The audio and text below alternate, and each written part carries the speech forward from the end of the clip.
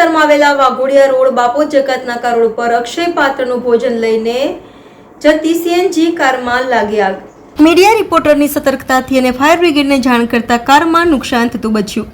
પ્રાથમિક તપાસમાં સીએનજી કારના વાયરિંગમાં આગ લાગી હતી। આજે બપોરે શહેરના પૂર્વ વિસ્તારમાં આવેલા વાઘોડિયા રોડ બાપોદ જકાતનાકા વિસ્તારમાં હરિનગર ગોત્રીથી વાઘોડિયા તરફ અક્ષય પાત્રનું ભોજન પહોંચાડવા જતી સીએનજી વાનમાં અચાનક આગ લાગી હતી। તે સમયે મીડિયા રિપોર્ટર મુકેશ પાંડે ત્યાંથી પસાર થઈ રહ્યા હતા। તેમણે તાત્કાલિક દોડી જઈ કાર ચાલકને ઉતરી જવા જણાવી ગાડી બંધ કરાવી હતી।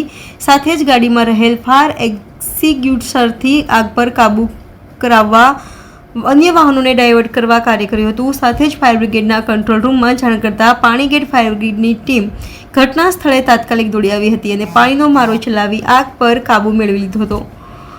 ડ્રાઈવર તથા આસપાસના દુકાનદારના સહયોગ સાથે મીડિયા રિપોર્ટરની સમય સૂચકતાથી મોટી દુર્ઘટના ટળી હતી। સાથે જ ગાડીમાં મોટું નુકસાન થતા બચ્યું હતું। વાઘોડિયા રોડ રંગવાટિકા બાપોદ જકાતનાકા પર શું બનાવ બનેલો?